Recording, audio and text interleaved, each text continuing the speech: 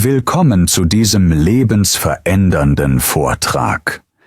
Wenn du jemals einen Namen nur Sekunden nach dem Hören vergessen hast, wenn du stundenlang gelernt hast, nur um in der Prüfung wieder alles zu vergessen, wenn du in einen Raum gehst und nicht mehr weißt, warum du hineingegangen bist, wenn dein Kopf sich überladen mit Informationen anfühlt und du nicht mehr weißt, was wirklich wichtig ist, dann ist dieser Vortrag nicht nur für dich. Er ist genau für dich gedacht. Du wirst gleich die exakten Schritte lernen, die dein Gehirn freischalten, dein Gedächtnis verbessern und dir helfen können, alles, was du willst, für immer zu behalten. Dies ist nicht einfach nur ein weiteres 5 Tipps für besseres Gedächtnis-Video. Das hier ist ein tiefes, kraftvolles System, das dir helfen wird, die Funktionsweise deines Gehirns von Grund auf zu verändern. Beginnend heute. Und das Beste daran? Dieser Vortrag ist auch großartig für dein Deutsch. Denn während du zuhörst, lernst du, wie man klare, kraftvolle deutsche Sätze verwendet, dein Verständnis verbessert und deinen Wortschatz auf natürliche Weise wachsen lässt. Also ganz gleich, ob du Prüfungen bestehen, dir alles merken, was du liest, besser Deutsch sprechen oder deinen Geist wie ein Genie trainieren willst. Bleib bis zum Ende dabei. Denn wenn du die Schritte, die ich dir gleich zeige, wirklich anwendest, wirst du nie wieder vergessen, was wichtig ist. Und du wirst endlich spüren, wie es ist, deinem eigenen Verstand wieder zu vertrauen. Fangen wir an. Schritt 1. Verstehe, wie Gedächtnis funktioniert. Der wahre Grund, warum du alles vergisst. Bevor du lernen kannst, wie man sich alles merkt, musst du verstehen, warum man überhaupt vergisst. Die meisten Menschen glauben, sie hätten ein schlechtes Gedächtnis. Sie sagen Dinge wie: Ich bin nicht klug, mein Gehirn ist schwach, ich kann mir einfach nichts merken. Doch hier ist die Wahrheit. Du hast kein schwaches Gedächtnis, du hast nur ein untrainiertes. Der erste Fehler ist, dass wir nie gelernt haben, wie Erinnerung eigentlich funktioniert. Dein Gehirn ist wie eine Bibliothek. Stell dir vor, dein Gehirn ist eine Bibliothek. Jedes Mal, wenn du etwas lernst, einen Namen, ein Datum, eine Tatsache, ist es wie das Platzieren eines Buches ins Regal. Aber wenn du dieses Buch nicht sorgfältig abstellst, wenn du es nicht beschriftest und nie wieder danach schaust, geht es im Lärm verloren. Genau das passiert in deinem Kopf. Informationen kommen hinein, aber sie bleiben nicht, weil dein Gehirn sie nicht vom Kurzzeitgedächtnis ins Langzeitgedächtnis überträgt. Und das ist der Schlüssel. Kurzzeitgedächtnis versus Langzeitgedächtnis. So funktioniert es. Das Kurzzeitgedächtnis ist wie eine Tafel. Du schreibst etwas darauf, aber wenn du es nicht speicherst, wird es wieder weggewischt. Das Langzeitgedächtnis dagegen ist wie ein dauerhaftes Notizbuch. Sobald etwas dort abgespeichert ist, bleibt es für immer. Doch die meisten Menschen lassen alles im Kurzzeitgedächtnis. Sie hören einen Namen, aber wiederholen ihn nicht. Sie lesen eine Seite, aber verbinden sie nicht mit einem Gefühl. Sie pauken für Prüfungen, aber gehen das Material nie erneut durch. Auch wird die Information nie ins Langzeitgedächtnis verschoben und verschwindet. Stell dir vor, du bist auf einer Party. Du lernst jemanden kennen. Er sagt: Hallo, ich heiße Markus. Du lächelst, schüttelst die Hand, redest ein paar Minuten und gehst weiter. 5 Minuten später fragt dich jemand: Wie hieß er nochmal? Und dein Kopf ist leer. Warum? Weil dein Gehirn den Namen zwar gehört, ihn aber nie verarbeitet hat. Er wurde nicht wiederholt, nicht mit etwas Emotionalem verknüpft, nicht visualisiert, auch verschwand er. Nun stell dir vor, du triffst Markus noch einmal, aber diesmal denkst du: Markus, wie Markus Lanz aus dem Fernsehen, und er sieht tatsächlich ein bisschen so aus. Du lächelst. Du wiederholst seinen Namen. Schön, dich kennenzulernen, Markus. Später sagst du den Namen noch einmal. Jetzt hat dein Gehirn fokussiert, verknüpft und wiederholt. Es hat einen stärkeren Pfad aufgebaut. Und das nächste Mal, wenn du ihn siehst, erinnerst du dich. Die Lektion lautet: Gedächtnis ist kein Talent, sondern eine Fähigkeit. Und wie jede Fähigkeit beginnt sie damit, zu verstehen, wie sie funktioniert. Wenn du weiterhin Informationen in dein Gehirn wirfst, ohne zu verstehen, wie es sie speichert, wirst du dich immer verloren fühlen. Aber wenn du anwendest, was du gerade lernst, wirst du dich endlich unter Kontrolle fühlen. Merke dir also eines, bevor wir weitermachen. Dein Gedächtnis ist nicht kaputt. Dein System ist es, und heute bauen wir ein neues System. Gemeinsam. Schritt 2. Schenke volle Aufmerksamkeit. Denn du kannst dir nicht merken, was du nie wirklich wahrgenommen hast. Hier ist eine harte Wahrheit. Du hast kein Gedächtnisproblem, du hast ein Aufmerksamkeitsproblem. Du kannst dir nicht merken, was du nicht klar gesehen hast. Du kannst dir nicht merken, was du nicht wirklich gehört hast. Du kannst dir nichts merken, worauf dein Gehirn nie fokussiert war. Warum ist das so wichtig? Weil, wenn du diesen einen Punkt nicht behebst, keiner der weiteren Gedächtnisschritte funktionieren wird. Jeden Tag empfängt dein Gehirn Millionen von Informationsstücken. Geräusche, Farben, Bewegungen, Wörter, Gesichter, Texte, Benachrichtigungen, Schlagzeilen, Stimmen. Würde dein Gehirn versuchen, sich alles davon zu merken, würdest du verrückt werden.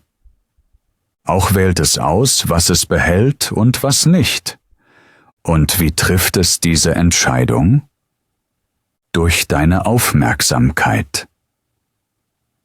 Wenn du dich auf etwas konzentrierst, bleibt es. Wenn nicht, verschwindet es, als hätte es nie existiert. Deine Aufmerksamkeit ist der Schlüssel, der Erinnerung freischaltet. Stell dir vor, du steigst aus einem Taxi. Du bist müde, du schaust auf dein Handy, du denkst ans Abendessen, du bezahlst den Fahrer und lässt aus Versehen deine Tasche im Auto liegen. 5 Minuten später fällt es dir auf: Oh nein, meine Tasche, mein Pass, mein Laptop. Du versuchst dich an das Kennzeichen des Autos zu erinnern, aber dein Gehirn gibt dir nichts. Warum? Weil dein Gehirn nie wirklich auf das Auto geachtet hat. Du hast es gesehen, aber nicht hingeschaut. Du hast die Stimme des Fahrers gehört, aber nicht zugehört. Dein Gehirn hat die Daten nie gespeichert, weil du es ihm nie signalisiert hast. Nun stell dir vor, du hättest nur eine Sekunde innegehalten, bevor du ausgestiegen bist. Du hättest das Kennzeichen bewusst angesehen, dir das Gesicht des Fahrers gemerkt und dir gesagt: Okay, das ist ein weißer Toyota mit dem Kennzeichen 8473. Diese eine Sekunde Aufmerksamkeit hätte dir alles erspart. Dasselbe passiert in Klassenzimmern oder beim Anschauen eines Lernvideos. Jemand sagt etwas Wichtiges, aber dein Geist ist schon woanders. Du hörst es, aber es kommt nicht hinein. Du liest einen Satz, aber dein Kopf denkt halb noch an ein Lied, das du vorhin gehört hast. Du hörst einen Podcast, aber gleichzeitig schreibst du mit einem Freund. Später sagst du: Ich habe gelernt, aber ich erinnere mich nicht. Nein, du hast ohne Aufmerksamkeit gelernt. Du warst körperlich anwesend, aber geistig abwesend. Wenn dein Geist nicht da ist, ist dein Gedächtnis es auch nicht. Und das ist nicht deine Schuld. Die Welt ist so gebaut, dass sie deine Aufmerksamkeit stiehlt. Soziale Medien, Benachrichtigungen, Multitasking, Lärm, all das trainiert dein Gehirn darauf, abgelenkt zu bleiben. Aber die Wahrheit ist einfach. Du kannst keine Datei speichern, die du nie geöffnet hast. Auch gib nicht deinem Gedächtnis die Schuld. Gib deiner Konzentration die Schuld. Denn Erinnerung beginnt mit Aufmerksamkeit. Von jetzt an, immer wenn du dir etwas merken willst, halte inne, pausiere, schau, höre hin, sprich es laut aus, wiederhole es im Kopf, schenke ihm 5 Sekunden echte Aufmerksamkeit, denn diese 5 Sekunden können den Unterschied bedeuten zwischen Erinnerung fürs Leben und Vergessen für immer. Jetzt verstehst du. Aufmerksamkeit ist die Tür. Wenn du sie nicht öffnest, kommt nichts hinein. Deshalb ist Schritt 2 die Grundlage jeder Gedächtniskunst. Schritt 3: Verwandle Wörter in Bilder. Denn dein Gehirn denkt in Bildern, nicht in Text. Jetzt, wo du deine Aufmerksamkeit trainiert hast, kommt das nächste Geheimnis. Dein Gehirn erinnert sich nicht an Wörter, sondern an Bilder. Lass das wirken. Wenn ich das Wort Elefant sage, was taucht in deinem Kopf auf?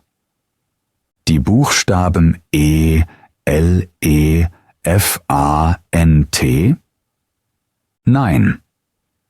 Du siehst ein großes graues Tier mit einem langen Rüssel, schlagenden Ohren, das langsam geht. So speichert dein Gehirn Informationen, als Bilder, nicht als Text. Wenn du dir also etwas merken willst, einen Namen, ein Wort, eine Tatsache, eine Zahl, musst du es in ein mentales Bild verwandeln. Das verändert alles. Wörter sind langweilig, abstrakt. Dein Gehirn weiß nicht, was es mit ihnen anfangen soll. Aber Bilder sind lebendig. Sie haben Farbe, Emotion, Form, Bewegung. Ein Beispiel. Du triffst ein Mädchen namens Lilly. Wenn du einfach denkst, Lilly gleich Name, vergisst du es in Minuten. Aber was, wenn du dir vorstellst, dass ihr Haar aus weißen Lilien besteht? Oder dass sie einen Strauß Lilien in der Hand hält und dabei lächelt? Nun ist ihr Name mit einem Bild verknüpft. Dein Gehirn sagt, oh, das ist interessant, das behalten wir. Je übertriebener, lustiger oder seltsamer das Bild, desto stärker die Erinnerung. Willst du dir das Wort Vulkan merken?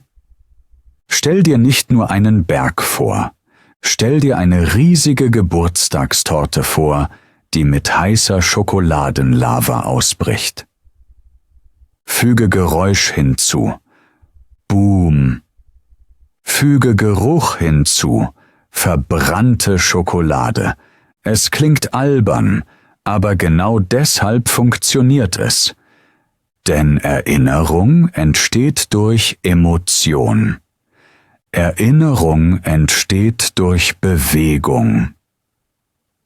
Erinnerung entsteht, wenn dein Gehirn sagt, wow, das ist cool.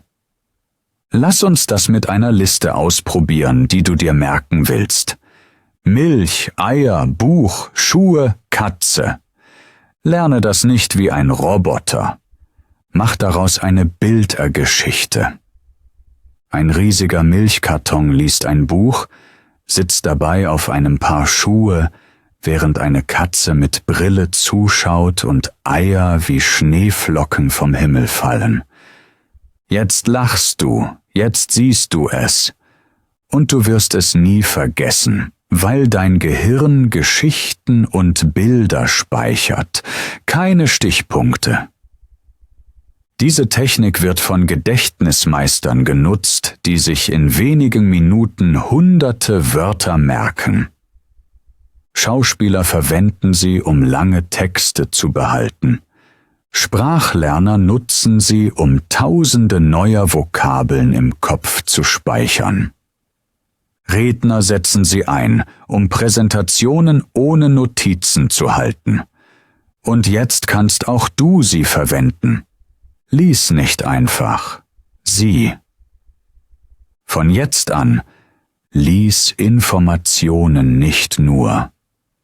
Sieh sie, fühle sie, bewege sie in deinem Kopf. Verwandle Namen in Gesichter, Ideen in Bilder, Fakten in lustige Szenen. Denn wenn du das tust, wird dein Gehirn kein löchriger Eimer mehr sein, sondern ein Tresor voller klarer, unvergesslicher Bilder.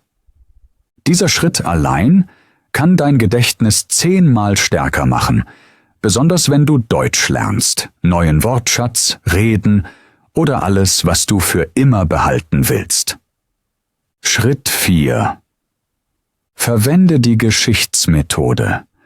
Denn dein Gehirn ist auf Erzählungen ausgerichtet, nicht auf Listen. Hier ist eine Wahrheit, die dein Leben verändern kann. Dein Gehirn mag keine langweiligen Fakten. Es mag Drama, es mag Charaktere, es mag Emotionen, es mag Geschichten. Deshalb ist das nächste Werkzeug so mächtig. Wenn du dir irgendetwas merken willst, verpacke es in eine Geschichte. Diese Methode ist so effektiv, dass sie von Gedächtnismeistern, Hollywood-Schauspielern, Lehrern, Rednern und sogar von antiken Philosophen genutzt wurde. Warum Listen nicht funktionieren? Stell dir vor, jemand sagt, hier ist eine Liste, merk sie dir. Apfel, Pferd, Jacke, Kerze, Eis, Wolke, Socken, Stuhl, Baum, Affe. Versuchst du sie direkt zu memorieren, erinnerst du dich vielleicht an 3 oder 4 Wörter, vielleicht 6, wenn du dich sehr anstrengst. aber nach 5 Minuten ist alles weg. Warum? Weil eine Liste ohne Zusammenhang ist. Jedes Element schwebt allein. Ohne Verbindung, ohne Gefühl, ohne Beziehung. Nun ändern wir die Methode und benutzen die Geschichte. Anstatt zu memorieren, erschaffen wir eine verrückte, lustige, emotionale Geschichte. Bereit? Ein riesiger Apfel fällt vom Himmel und trifft ein Pferd auf den Kopf. Das Pferd schreit, rennt in ein Geschäft und stiehlt eine Jacke. Es zündet eine Kerze an, um im Dunkeln zu sehen, schmilzt aber versehentlich ein Eis. Das Eis explodiert zu einer Wolke, die Socken regnen lässt. Eine Socke trifft einen Stuhl, der zu einem Baum wächst. Von diesem Baum schwingt ein lachender Affe herunter und zeigt dir den Daumen hoch. Jetzt halte inne, schließe die Augen und erzähle dir selbst die Geschichte noch einmal. Du wirst dich an jedes Wort in der richtigen Reihenfolge erinnern. Warum? Weil die Liste keine Liste mehr ist. Sie ist ein Film in deinem Kopf. Geschichten haben Verbindungen. Jedes Teil führt zum nächsten. Geschichten haben Bewegung. Und dein Gehirn liebt Bewegung. Geschichten haben Emotionen. Selbst wenn sie albern sind, sagt dein Gehirn, das macht Spaß. Geschichten erschaffen eine visuelle Szene. Und jetzt ist es kein Text mehr, sondern Erinnerung. So merken sich Kinder Märchen wortwörtlich, vergessen aber ihre Matheaufgabe. So bleiben Filmzitate jahrelang im Kopf, während Schlagzeilen am nächsten Tag verschwinden. Willst du dir deine To-Do-Liste merken? Mach eine Geschichte daraus. Willst du dir Vokabeln merken? Verwandle jedes Wort in ein Bild und baue eine Geschichte. Willst du eine Rede ohne Notizen halten? Mach jeden Punkt zu einem Teil deiner inneren Geschichte. Du wirst nie wieder auswendig lernen müssen. Die Geschichte muss nicht logisch sein. Im Gegenteil, je verrückter, desto besser. Dein Gehirn hält Überraschungen fest, nicht Logik. Auch erlaube dir, kreativ, verrückt, kindisch zu sein. Denn das ist nicht nur Gedächtnisverbesserung, das ist Gedächtnisbefreiung. Verwende die Geschichtsmethode. Und wenn du sie richtig anwendest, kannst du buchstäblich alles Langweilige in etwas Unvergessliches verwandeln. Das ist die Superkraft des Gedächtnisses. Schritt 5. Übe mit verteilten Wiederholungen. Denn einmal lernen heißt nicht wirklich lernen. Jetzt teile ich eine schmerzhafte Wahrheit über Schule, Prüfungen und Gedächtnis. Pauken ist kein Lernen. Und wenn du etwas einmal auswendig lernst, heißt das nicht, dass es für immer im Gedächtnis bleibt. Dein Gehirn braucht Zeit, Abstand und Wiederholung, um Dinge dauerhaft zu speichern. Hier kommt die Methode der verteilten Wiederholung ins Spiel. Sie ist eine der mächtigsten Gedächtnistechniken überhaupt. Sprachlerner, Medizinstudenten, Gedächtnismeister und Top-Performer in allen Bereichen nutzen sie. Denke an Erinnerung wie an Schreiben im Sand. Heute lernst du etwas, du schreibst es klar hinein. Aber morgen kommt der Wind, Wellen schlagen darüber. Die Schrift verblasst, nächste Woche ist sie weg. Das nennt man die Vergessenskurve von Ebbinghaus. Ja, das ist echte Wissenschaft. Wenn du Informationen nicht wiederholst, vergisst dein Gehirn sie schnell. So besiegst du das Vergessen. Lerne etwas einmal. Wiederhole es nach einer Stunde. Wiederhole es erneut nach einem Tag. Dann nach 2 Tagen. Dann nach 4 Tagen. Dann nach einer Woche.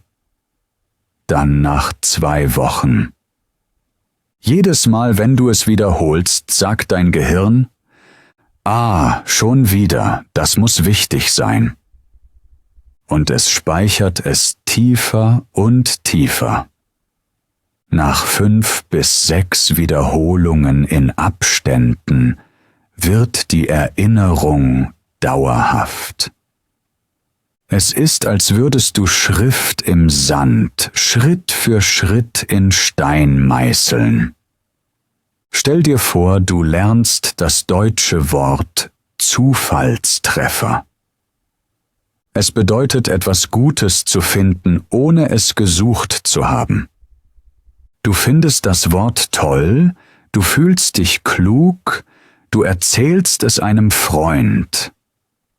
Aber dann siehst du es nie wieder. Eine Woche später ist es verschwunden. Warum? Weil du es nicht wiederholt hast. Nun probiere es mit verteilter Wiederholung. Am ersten Tag lernst du Zufallstreffer. Eine Stunde später schreibst du einen Satz. Ich fand ein schönes Buch durch einen Zufallstreffer.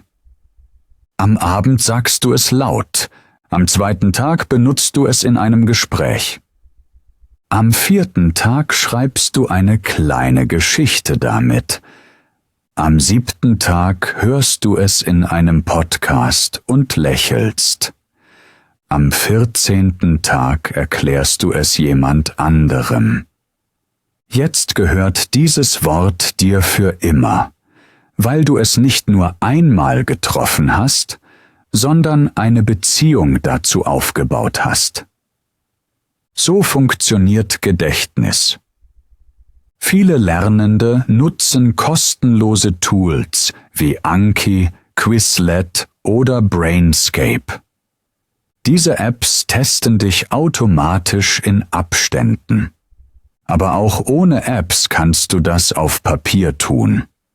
Zeichne eine Box, schreibe das Datum hinein und überprüfe alle paar Tage. Es geht nicht um Tools, sondern um Timing. Viele Menschen fühlen sich kaputt. Sie sagen, ich habe das schon gelesen.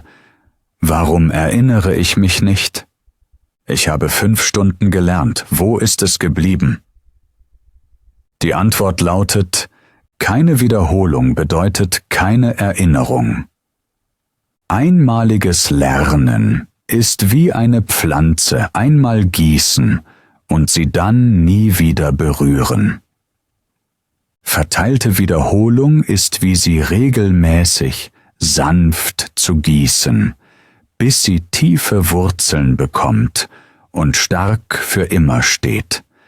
Wenn du nur diese eine Technik anwendest, wird dein Gedächtnis nicht mehr vorübergehend sein. Es wird dauerhaft, zuverlässig und jederzeit abrufbar. Schritt 6. Verwende emotionale Verknüpfungen. Denn Gefühle machen Erinnerungen dauerhaft. Jetzt sage ich dir etwas so Mächtiges, dass sich dein gesamtes Gedächtnis für immer verändert, wenn du es wirklich verstehst. Je stärker das Gefühl, desto tiefer die Erinnerung. Denke an dein Leben. Erinnerst du dich an die Kleidung, die du vor 7 Tagen getragen hast? Wahrscheinlich nicht.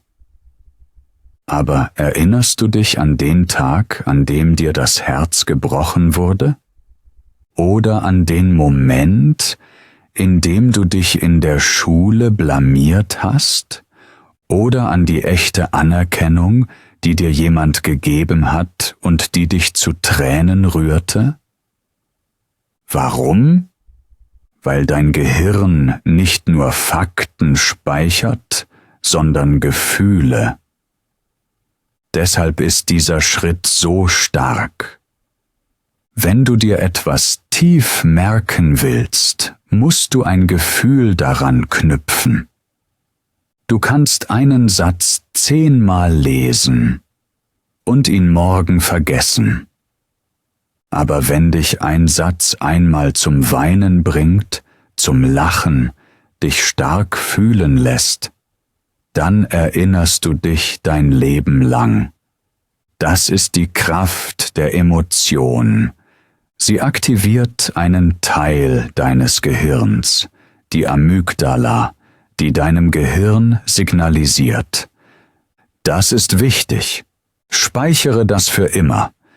Auch frag dich immer: Wie fühle ich mich dabei? Kann ich das mit einer echten Erfahrung in meinem Leben verbinden?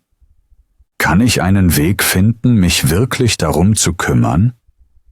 Stell dir vor, du lernst ein Geschichtsdatum, 15th of April 1912. Die Titanic sank. Die meisten Menschen pauken das wie Roboter. Es ist ihnen egal, also vergessen sie es. Doch stell dir jetzt vor, du liest, dass 1500 Menschen starben, dass Musiker weiterspielten, während das Schiff sank, dass Mütter ihre Kinder festhielten, dass Liebende sich Lebewohl zuflüsterten, dass manche ihre Plätze aufgaben, um Fremde zu retten. Plötzlich ist es nicht mehr nur ein Datum. Es ist eine menschliche Geschichte. Eine Tragödie. Eine Erinnerung an Liebe, Verlust, Tapferkeit. Und du wirst den 15. April 1922 nie vergessen, weil du es jetzt fühlst. Jedes Mal, wenn du etwas lernst, frag dich: Kann ich daraus eine persönliche Verbindung machen? Habe ich so etwas selbst erlebt? Kann ich Freude, Wut, Trauer oder Überraschung darin spüren? Wenn ja, erinnert sich dein Gehirn länger. Wenn nein, behandelt es die Information wie Müll und löscht sie innerhalb von Stunden. Auch beim Deutschlernen gilt: Lerne nicht nur die Bedeutung, fühle das Wort. Beispiel: Aufgeben. Sag nicht einfach, es bedeutet etwas nicht weitermachen. Erinnere dich an den Tag, an dem jemand dich verlassen hat. Oder an den Moment, in dem du selbst etwas aufgegeben hast, das dir wichtig war. Jetzt lebt das Wort in dir. Ein Bonustrick. Falls nötig, täusche Gefühle vor. Manchmal ist ein Thema langweilig, aber du musst es lernen. Versuche trotzdem, eine Emotion hinzuzufügen. Beispiel: Matheformel. Fläche eines Dreiecks gleich halb mal Basis mal Höhe. Klingt langweilig? Stell dir vor, das Dreieck ist ein Stück Pizza. Du bist hungrig, aber du bekommst nur die Hälfte. Der Schmerz, nur eine halbe Scheibe essen zu dürfen, wird dich das halb nie vergessen lassen. Ja, es klingt albern, aber deinem Gehirn ist Logik egal. Es geht um Gefühle. Selbst künstliche Gefühle sind besser als keine.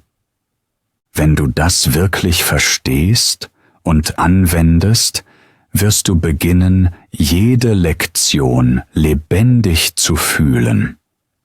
Und was lebendig ist, stirbt nicht.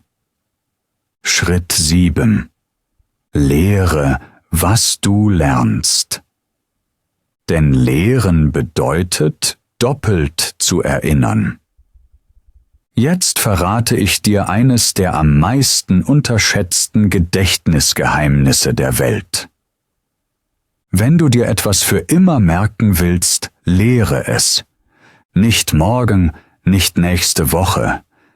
Lehre es sofort, direkt nachdem du es gelernt hast.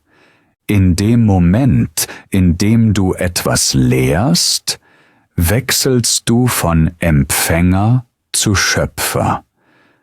Du hörst auf, nur Schüler zu sein und beginnst Meister zu werden. Und das verändert alles. Wenn du jemandem etwas erklärst, zwingt dich das zu 3 Dingen. Erstens musst du es klar abrufen. Zweitens musst du es in deinem Kopf ordnen. Drittens musst du es in deinen eigenen Worten ausdrücken. Dadurch baut dein Gehirn das Wissen von innen neu auf. Und was du selbst neu aufbauen kannst, wirst du nie vergessen. Es ist, als würdest du es in Stein meißeln. Stell dir vor, du lernst heute das deutsche Wort aufschieben. Du liest, aufschieben bedeutet etwas hinauszuzögern.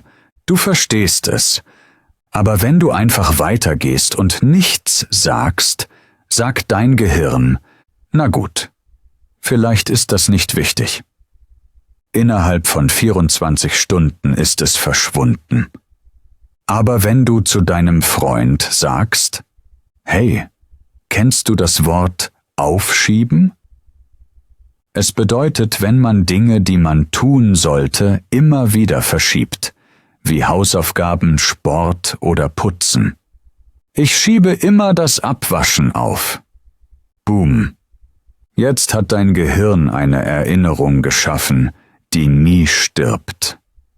Warum? Weil du es nicht nur gelernt, sondern benutzt, geteilt und gelehrt hast. Wenn ich sage lehren, meine ich nicht, dass du Lehrer werden musst. Du kannst vieles tun. Erkläre jemandem, was du gelernt hast. Sage es dir selbst laut vor dem Spiegel. Schreibe einen kurzen Post darüber. Nimm eine Sprachnachricht auf, als würdest du es erklären. Mach ein kleines Video, auch wenn es niemand sieht. Du brauchst kein Publikum.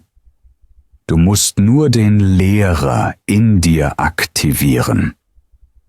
Und wenn du das tust, lernst du tiefer als je zuvor. Studierende, die lernen und dann andere unterrichten, schneiden in Tests bis zu 90% besser ab. Ärzte, die neuen Assistenten etwas beibringen, merken sich Verfahren schneller. Sogar spirituelle Lehrer sagen, wenn du lehrst, heilst du doppelt, einmal für die anderen und einmal für dich. Lehren ist nicht das Ende des Lernens. Lehren ist der Beweis für Lernen.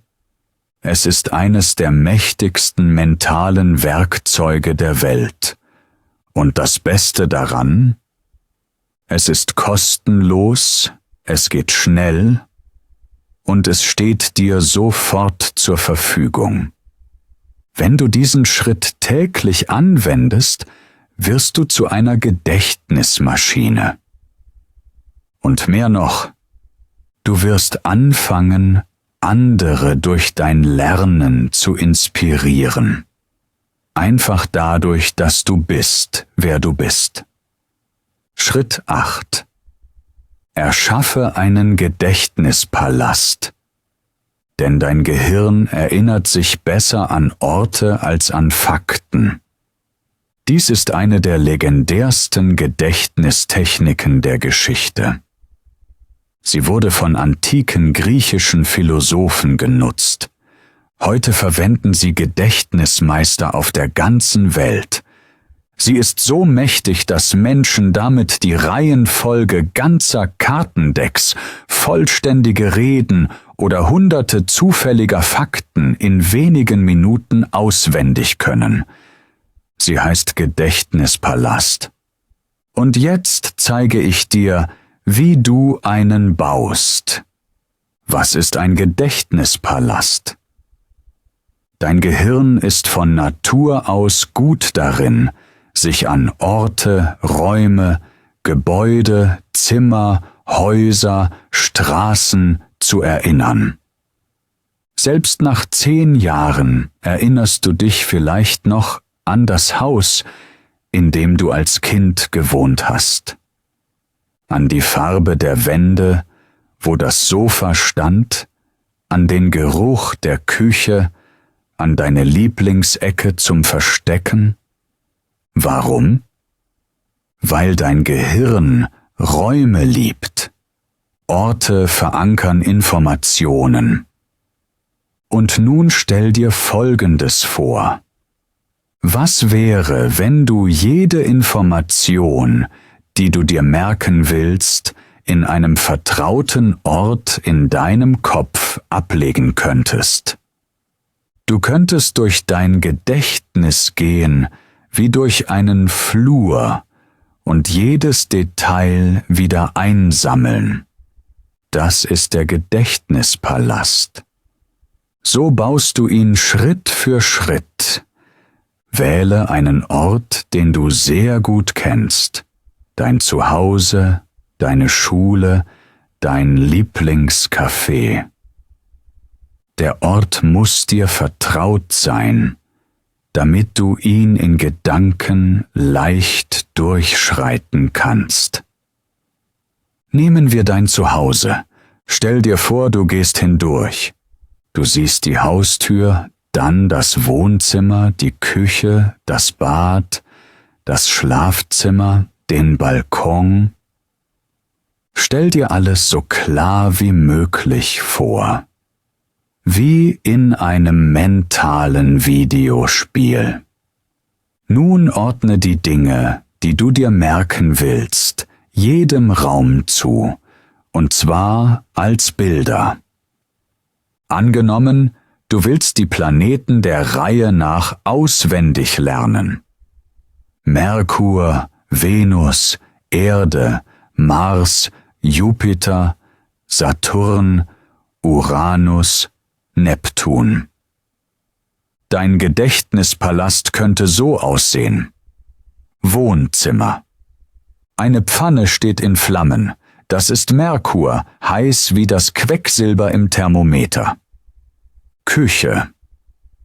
Ein Parfümflakon sprüht rosa Nebel. Das ist Venus, die Göttin der Schönheit. Badezimmer. Ein drehender Globus liegt in der Badewanne.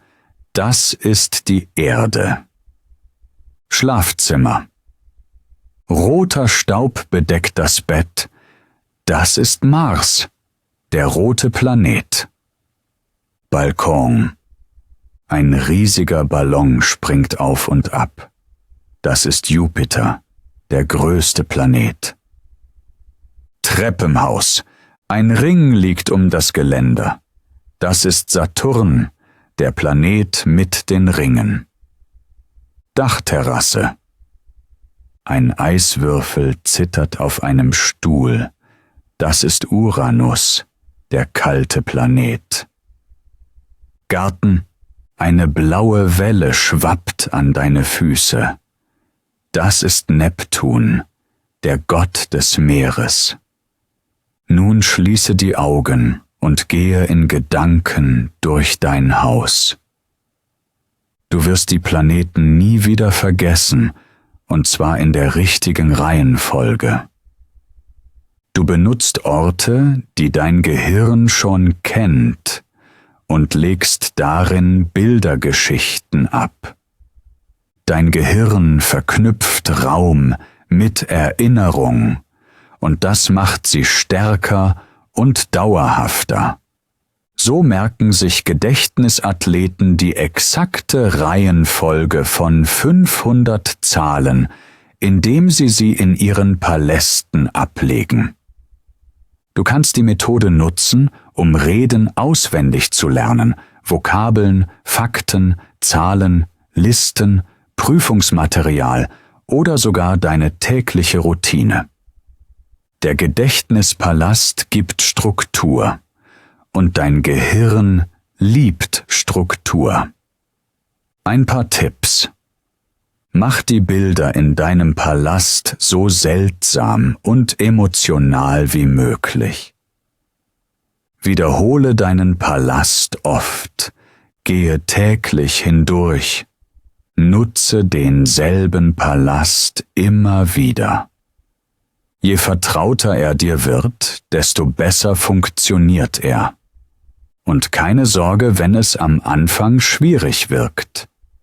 Wie jede Fähigkeit wird auch diese stärker, je mehr du sie nutzt. Wenn du sie wirklich einsetzt, wird dein Gehirn nicht länger ein Ort sein, an dem Wissen verloren geht. Es wird ein Tempel, in dem alles, was du brauchst, sicher aufbewahrt, geordnet und jederzeit abrufbar ist. Schritt 9. Wiederhole vor dem Schlafengehen, denn die Nacht ist der Moment, in dem dein Gehirn entscheidet, was es behält. Eine Tatsache, die in Schulen nie gelehrt wird, die aber wissenschaftlich bewiesen ist. Was du in den letzten 10 Minuten vor dem Einschlafen tust, kann verändern, was du dir ein Leben lang merkst. Ja, dein Gehirn hat nachts eine besondere Kraft. Und wenn du sie nicht richtig nutzt, verschenkst du die beste Chance, Erinnerungen aufzubauen. Warum? Weil dein Gehirn im Schlaf nicht ruht. Es reinigt, organisiert und speichert alles, was du am Tag gelernt hast. Es ist wie ein Bibliothekar, der die Bücher durchgeht, die du geöffnet hast. Er entscheidet, das behalten wir, das löschen wir, das kommt ins Langzeitgedächtnis. Das ist nutzlos. Und was bestimmt, was behalten wird? Wiederholung plus Emotion plus Timing. Wenn du also etwas direkt vor dem Schlafengehen wiederholst, sendest du deinem Gehirn ein Signal. Das ist wichtig. Bitte speichere es. Und genau das tut es. Stell dir vor, du hast am Nachmittag 10 deutsche Wörter gelernt. Du warst gut dabei, aber du hast sie abends nicht mehr angeschaut. Stattdessen scrollst du nachts durch Instagram, siehst 10 Videos und 5 Memes. Dein Gehirn sagt, aha, diese witzigen Clips sind wichtig, die hat er direkt vor dem Schlafen gesehen. Und speichert sie. Die deutschen Wörter dagegen landen im Müll. Nun stell dir eine neue Routine vor. Bevor du schlafen gehst, nimm dir 5 Minuten. Setz dich ruhig hin. Wiederhole deine 10 Wörter. Sprich sie leise vor dich hin. Baue Sätze damit. Fühle dich stolz. Dann schlaf ein. Dein Gehirn sagt, ja, das ist wichtig, das speichern wir dauerhaft. Du wachst stärker auf. Was kannst du also jeden Abend tun? Schalte Ablenkungen aus. Kein Handy, keine laute Musik. Nimm dein Heft oder deine Karteikarten. Wiederhole, was du am Tag gelernt hast. Selbst nur 5 Punkte. Sprich sie laut oder leise. Schließe die Augen, stell sie dir vor. Fühle dich zufrieden. Schlafe friedlich ein. Dieses kleine Ritual kann dein Gedächtnis für immer verändern. Warum ist dieser Schritt so besonders? Er braucht keine Extrazeit. Er gehört zu deinem natürlichen Schlafprozess. Er verbessert die Gedächtniskonsolidierung stark, wissenschaftlich erwiesen. Er baut Konsistenz und Disziplin auf. Er verbessert nicht nur das Gedächtnis, sondern auch Schlafqualität und Konzentration. Dies ist eine geheime Waffe, die die meisten Menschen ignorieren, aber die Meister nutzen sie jede Nacht. Schritt 10. Schreibe Dinge auf. Denn Schreiben ist der Speicherknopf des Gehirns. Es gibt einen Grund, warum Menschen vergessen, was sie lesen, vergessen, was sie hören, vergessen, was sie sehen, aber fast nie vergessen, was sie aufgeschrieben haben. Warum? Weil Schreiben dein Gehirn auf eine völlig andere Weise aktiviert. Es verlangsamt dein Denken, zwingt dich, Gedanken zu ordnen und schafft eine starke Verbindung zwischen Hand und Erinnerung. Schreiben ist wie das Drücken der Speichertaste im Kopf. Wenn du nicht schreibst, bleibt es schwebend. Wenn du schreibst, landet es, verankert sich und bleibt. Wenn du etwas hörst oder liest, ist dein Gehirn passiv. Es sagt, okay, klingt gut, und vergisst es oft innerhalb von Minuten. Aber wenn du etwas mit deiner Hand aufschreibst, wird dein Gehirn aktiv. Es sagt, Moment, das ist ernst. Ich muss das richtig verstehen.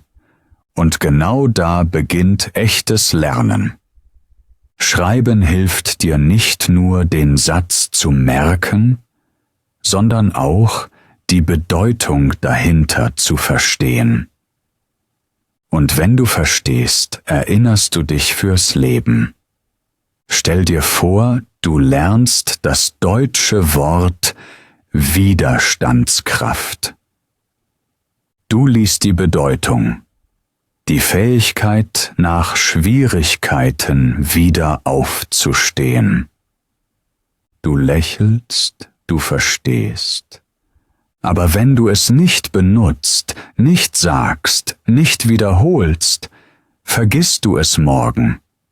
Nun probiere es so. Du nimmst dein Heft, du schreibst Wort Widerstandskraft, Bedeutung Fähigkeit, nach harten Zeiten zurückzukommen. Satz: Nachdem er seine Arbeit verloren hatte, gab er nicht auf. Seine Widerstandskraft half ihm, einen neuen Weg zu finden. Persönlicher Bezug. Auch ich möchte in meinem Leben mehr Widerstandskraft entwickeln. Dieser Prozess dauert 1 Minute.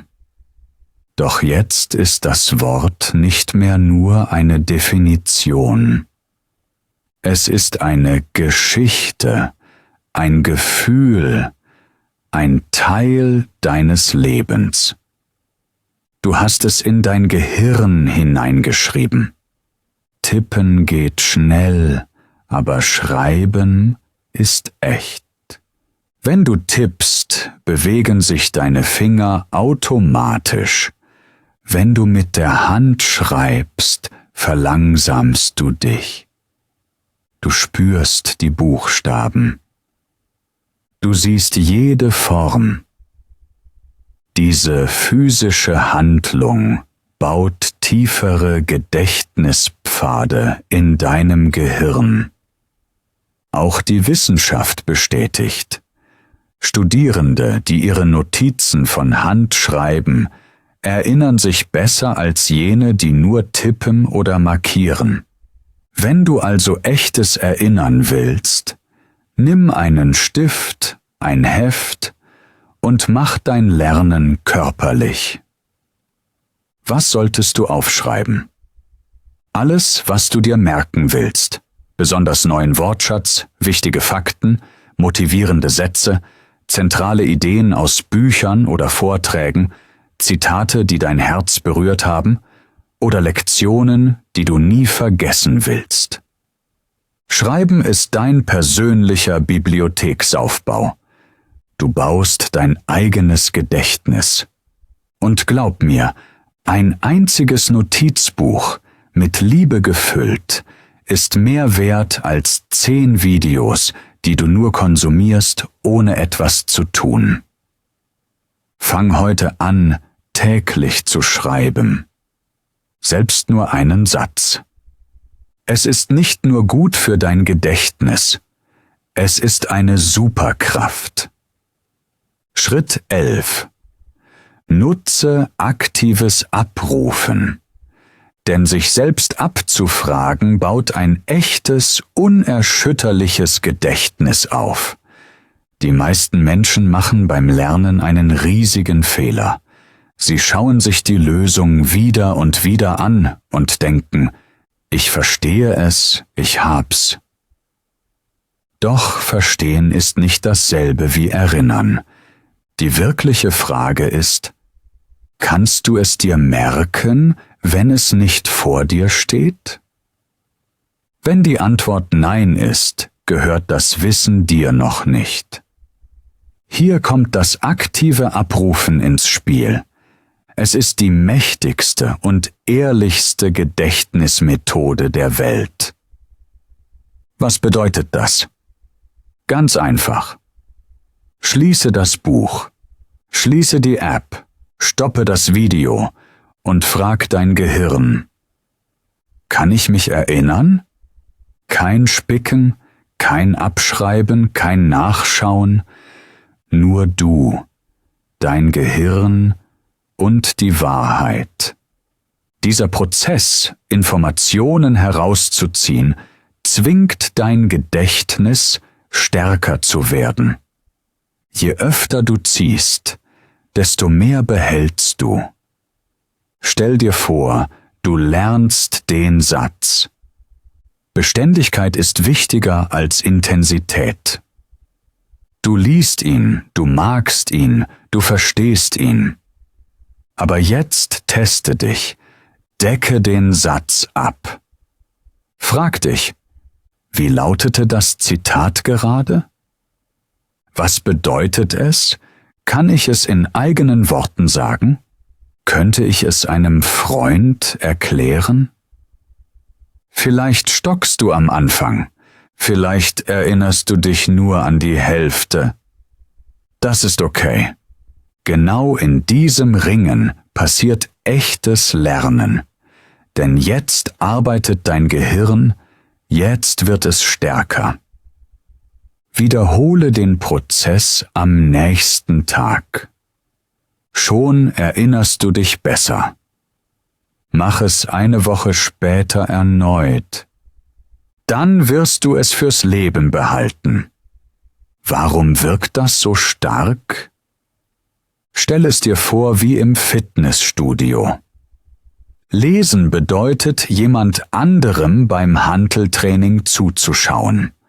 Aktives Abrufen bedeutet, dass du selbst die Hantel hebst.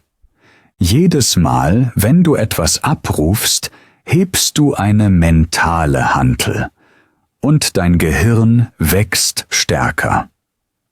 nach dem Lesen. Schließe das Buch und schreibe auf, was du behalten hast. Nach dem Schauen eines Videos. Pausiere und sage laut, was du gelernt hast. Benutze Karteikarten. Sieh die Frage und versuche die Antwort ohne Hilfe zu erinnern. Vor dem Schlafengehen. Erinnere dich an 3 Dinge, die du an diesem Tag gelernt hast. Frag dich, wie in einem Quiz, was bedeutet dieses Wort? Kann ich es in einem Satz benutzen? Lies nicht einfach nur noch einmal, ruf ab. Baue neu auf, erinnere dich, denn Abruf erschafft Behalten. Ja, es fühlt sich unangenehm an. Ja, es ist leichter, einfach wieder zu lesen oder zu schauen. Aber wenn du ein Gedächtnis willst, das für immer bleibt, musst du bereit sein, dich selbst im Stillen zu prüfen. Nicht erst in einer Prüfungssituation, sondern jeden Tag für dich selbst. So entstehen Meister. So wird tiefes Wissen geschaffen. Mach das zu einem Teil deiner täglichen Gedächtnisroutine. Und dein Gehirn wird unaufhaltbar. Schritt 12. Schütze deinen Geist vor Überlastung. Denn ein überfülltes Gehirn erinnert sich an nichts. Wir beenden diese Reise mit einer Wahrheit, über die niemand spricht, die aber dein Gedächtnis jeden Tag heimlich zerstören kann. Dein Gehirn ist nicht dafür gemacht, alles zu tragen. Es soll nur das tragen, was wichtig ist. Doch gerade jetzt ist dein Gehirn überladen. Voller Lärm, voller Müll, voller Informationen, die in deinem Leben nichts zu suchen haben. Du vergisst nicht, weil du faul bist. Du vergisst, weil dein Geist überfüllt ist. Wenn dein Kopf mit 10.000 nutzlosen Benachrichtigungen gefüllt ist, bleibt kein Platz mehr für die eine Sache, die dein Leben verändern könnte. Lass uns das reparieren. Jeden Tag stehst du auf. Und der Zyklus beginnt. Du scrollst durch Instagram, noch bevor deine Füße den Boden berühren. Du schaust 5 Shorts auf YouTube, bevor du dir die Zähne putzt. Du überprüfst 3 verschiedene Apps vor dem Frühstück. Du nimmst 100 Meinungen auf, die nicht mal deine eigenen sind. Du schaust, hörst, klickst, scrollst. Und schon um 9 Uhr morgens ist dein Gehirn erschöpft.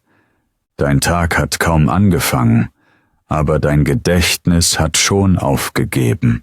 Das ist der verborgene Feind der Erinnerung. Zu viel Input, zu wenig Stille. Dein Gehirn ist wie ein Glas Wasser. Wenn du immer weiter hineinschüttest, ohne es jemals zu leeren, läuft es über. Es schwappt über, es zerbricht. Und deshalb vergisst du. Stell dir vor, du hast dir morgens eine kleine Einkaufsliste im Kopf gemacht.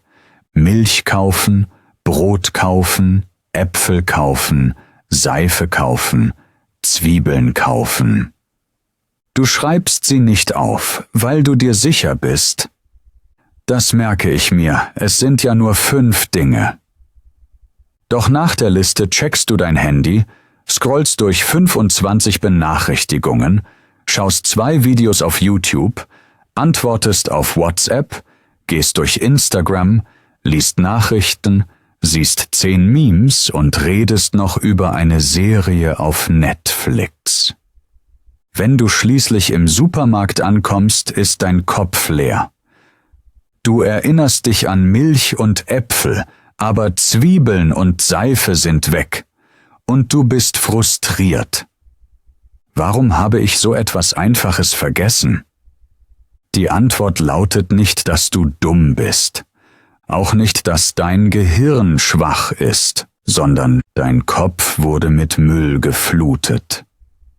Die wichtige Liste wurde unter einem Berg von bedeutungslosem Zeug begraben.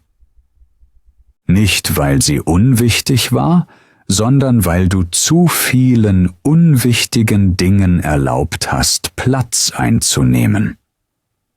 Der Geist ist ein Garten, kein Müllplatz. Du musst dein Gedächtnis wie einen Garten schützen. Wenn Unkraut wild wächst, erstickt es die Blumen.